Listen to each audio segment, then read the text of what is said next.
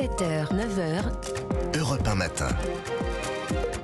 7h11, Dimitri Pavlenko, vous recevez le maire de Cannes et président de l'Association des maires de France. Bonjour David Lisnard. Bonjour. Merci à vous de prendre quelques minutes pour partager votre parole ce matin avec les auditeurs d'Europe 1. À l'Haÿ-les-Roses, à Pontoise, à Sannois, à Charleville-Mézières, Cholet, Saint-Pierre-des-Corps, monsieur ou madame le maire a subi la violence des émeutiers ces derniers jours. Et ce ne sont là que quelques exemples. Il y en a malheureusement beaucoup d'autres. Ce matin, David Lisnard, vous représentez, vous tous ces maires, ces maires de France, vous en êtes un vous-même. Comment vous sentez-vous, David Lisnard? D'abord, vraiment une question de ressenti. Vous savez, on reste très mobilisé. Moi, c'est ce qui m'a frappé hier en ayant beaucoup de mes collègues. Il y avait évidemment beaucoup de révolte et de colère après notamment la situation extrêmement grave à l'Haÿ-les-Roses. Et on reste très mobilisé parce qu'on est des habitants parmi les habitants et on ne peut pas baisser les bras. On ne veut ni baisser les bras, ni baisser les yeux et on ne veut pas donner le plaisir à tous ceux qui haïssent la France et qui méprisent la République de nous plaindre. Donc on est mobilisés, Oui. on croit encore en notre pays, tous les jours on délivre du service public et c'est ce qu'on veut affirmer aujourd'hui, notamment par ce rassemblement à midi. Oui, vous avez cité Vincent Jeanbrun, donc votre collègue maire de l'Haÿ-les-Roses, qui est devenu bien malgré lui le symbole de tous ces élus qu'on attaque jusque chez eux. Lui, sa maison a été attaquée à la voiture bélier, sa fille, sa femme blessée. Combien de maires et de mairies ciblées depuis une semaine, David Lisnard? Est-ce qu'on en a une idée là? Oui, on en a eu l'idée. En fait, il y a eu 147 mairies qui ont été attaquées en 5 jours. Et bâtiments communaux, donc beaucoup d'incendies, et c'est d'ailleurs ce qui est très significatif, très nouveau, parce que à ma connaissance dans l'histoire du pays, hormis en 1870 pendant la Commune de Paris où l'hôtel de ville de Paris avait été incendié par des émeutiers, jamais dans notre histoire on a eu des mairies attaquées. Et ce qui est quand même très significatif, c'est que la mairie c'est souvent le dernier symbole, et au-delà du symbole, c'est la dernière expression effective de la République française localement. Donc l'enjeu il est là aujourd'hui. Je pense que l'immense majorité de la population veut, comme nous, le retour à l'ordre. L'immense majorité de la population en a assez d'assumer, de payer les conséquences d'émeutiers et de gens qui détruisent. Il faut bien comprendre qu'on n'est pas simplement derrière des émeutes d'opportunités, c'est-à-dire de gens qui pillent pour des gains particuliers, etc. On est véritablement vers l'expression d'une haine du pays. Et alors, c'est ça qu'il faut qu'on combatte. Alors justement, vous appelez à une mobilisation civique de tous les Français devant les mairies aujourd'hui à midi. Emmanuel Macron, lui, va recevoir demain 220 maires de communes victimes d'exactions. Il a dit, le président de la République, quelque chose qui m'a interpellé hier. J'aimerais votre réaction. Le président dit « Nous devons d'abord qualifier les événements avant d'en tirer les conclusions ». Comment vous les qualifiez, vous, les événements? Qu'est-ce qui se passe en France? Vous parlez quand même, vous avez cité 1870, c'est du jamais vu. On est dans l'historique en ce moment? Oui, moi je le crois. Malheureusement, ce qui arrive ne surprend pas.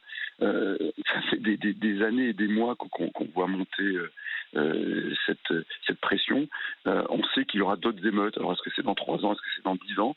Et qu'on passera encore à une nouvelle étape. Parce que si on regarde très honnêtement ce qui se passe aujourd'hui, il y a eu un travail admirable des policiers et des gendarmes, comme souvent dans notre pays, pour rétablir l'ordre. Mais les dealers remettent de l'ordre. Nous en sommes là. C'est-à-dire qu'on sait très bien, on savait très bien qu'au début des émeutes, il y avait 3 formes, si vous voulez, d'émeutiers, de casseurs, de pilleurs. Il y a l'immense majorité des émeutiers qui étaient sur de l'opportunité pour se mettre en avant sur les réseaux sociaux, pour piquer une voiture, des vêtements, etc. Il y a aussi des émeutiers d'intérêt. C'est-à-dire c'était les dealers qui en ont profité pour casser des caméras, pour faire reculer la police et accroître leur autorité locale sur un territoire. Et puis il y avait la minorité de ce que j'appelle les incendiaires idéologiques, de certaines personnes d'extrême gauche qui se jettent sur tout pour détruire la société française. Mais le point commun de tous ces gens-là, et c'est évident, c'est véritablement, je le répète, le mépris de la démocratie de la République, qui est considérée comme faible. Il faut montrer que c'est pas faible, la démocratie et la République, tout en respectant le droit, et c'est ce qui nous rend fort. Et c'est la haine du pays. Et le prochain coup, j'arrête là, mais les dealers rétablissent l'ordre. Mais le jour où on va vraiment s'attaquer au trafic, il le faudra bien. la prochaine émeute, malheureusement, on verra beaucoup plus d'armes automatiques tournées vers la police et vers la population. Donc il va falloir, oui, le président veut qualifier tant qu'il veut, donc il va falloir travailler en profondeur pour rétablir l'ordre et sortir de ce délitement civique dans lequel nous sommes depuis une trentaine d'années. C'est un tableau très sombre que vous dressez ce matin sur Europe 1. David Lisnard, je rappelle, vous êtes président de l'Association des maires de France. S'il y avait 3 mesures à prendre là tout de suite pour, en urgence, rétablir l'ordre, je ne vous parle pas des mesures à long terme que vous avez commencé déjà à évoquer, quelles seraient-elles ces mesures, David Lisnard ? Les mesures, c'est celles qui sont prises, c'est-à-dire mettre de la police, surveiller les bâtiments, arrêter les délinquants. Ensuite, il faut réarmer l'État régalien et on voit bien qu'il y a une nécessité de faire évoluer la législation, notamment sur le code pénal des mineurs. Avec Alexandra Martin, qui est députée, nous avions proposé il y a quelques mois un texte, une proposition de loi pour que l'excuse de minorité ne porte plus sur 50% des peines, mais 20%, pour qu'elle puisse être rabaissée à 13 ans. Et surtout, qu'on engage la responsabilité des parents. Oui. Dans les émeutiers qui ont été interpellés, c'est une proportion majoritaire de mineurs délinquants, avec un sentiment et une effectivité d'impunité. Donc, si vous voulez, les mesures, elles vont de la mesure immédiate de surveillance et d'interpellation et d'ordre public, ce que font les forces de l'ordre, mais elle va aussi dans le fait de réarmer l'État régalien. On n'a jamais autant eu de dépenses publiques par rapport à la richesse produite. On a le record du monde. Il nous manque 20 000 places de prison et il nous manque des centres fermés pour mineurs. Alors, vous disiez, moi, je ne suis pas pessimiste. Je suis simplement lucide sur la situation, mais je crois que notre pays peut et doit rebondir. Il n'y a pas de problème là-dessus. On y croit encore, autrement on ferait plus ce qu'on fait. Mais je pense, David Lisnard, il y a beaucoup de gens ce matin qui vous écoutent sur Europe 1 et qui sont à la fois inquiets de la situation et en colère. À savoir qu'ils en veulent aux casseurs, mais aussi au pouvoir public qui promettent déjà, Elisabeth Borne l'a dit ce week-end, de répondre à la crise par toujours plus d'argent public pour les banlieues. Est-ce que c'est la solution ? La réponse est un peu dans votre question, parce que non, c'est pas la solution. Il faut évidemment mener des politiques d'aménagement du territoire et d'aménagement de quartiers difficiles, mais on voit bien que les violences ont été presque proportionnelles à l'argent qui a été injecté. Donc le mal-être, il est bien plus profond que ça. C'est le problème